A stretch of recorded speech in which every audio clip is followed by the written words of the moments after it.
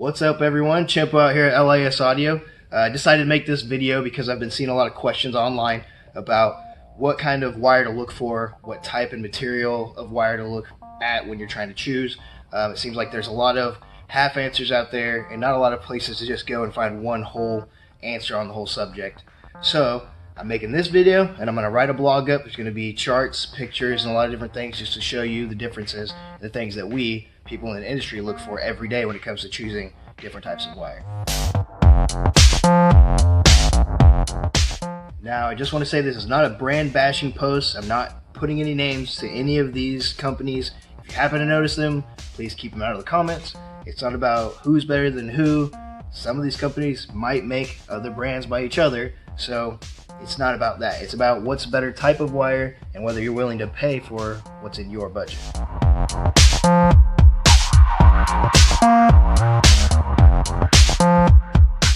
Alright, so when it comes to looking for a good wire, there's four things that we want to pay attention to. The cross-sectional area, which is going to be essentially the diameter, the length, the temperature that it can endure, and the conductivity. So of course the material it's made of. So what you're going to find is on the market, there's going to be a lot of different types of copper.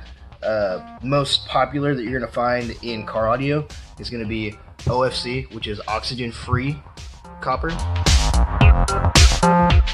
Then we've got CCA, which is copper-clad aluminum. They're obviously made of slightly different types of copper. This one's going to be combined with aluminum. Now, when it comes to OFC, you're going to have a lot more efficiency. I want to say it's 78% efficiency up over silver, or not over silver, 78% efficiency to silver, which is pretty much the most efficient thing when it comes to conductivity. And I want to say this is like 30% less efficient than the OFC. So, of course, you're going to want to go with something that's going to be a little more conductive for, having to use a little less. Now, if you want to use CCA, you can. If you do, rule of thumb is to just step it up one size. So if you're 4 gauge, just go up to like a 2 gauge. And essentially that moves just about as many electrons as OFC would be in the original 4 gauge size. Now, we don't personally recommend it, and we don't put CCA in any cars in our shop because we know that we'll end up pulling it out eventually because it weathers. It gets oxidized, especially in the engine bay. If you have exposed to the elements, it's something that's not going to last as long as if you went with an OFC. So OFC, oxygen-free copper, it's 99% copper, very conductive. We put OFC in every single vehicle that we do an installation in because we know it's going to last. We want it to be reliable. So we don't want to have issues down the line of vehicles coming back from overheating at the amplifier because we couldn't put the proper wire in it because we had to go with CCA and the inputs on the amplifier were only 4 gauge, and that's the only amount of copper we could use, and we couldn't step up to a 2 gauge because we couldn't fit enough copper in there. So that could cause overheating issues.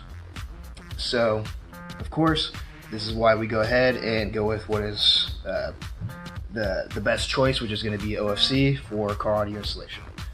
Now, one thing you're going to notice quite a bit of difference between OFC and CCA is the fact that OFC has much more weight to it. That's when I pick up wire or I even squeeze the wire, I can tell that it's a little more dense when it's OFC than as if you were to have your CCA. Now,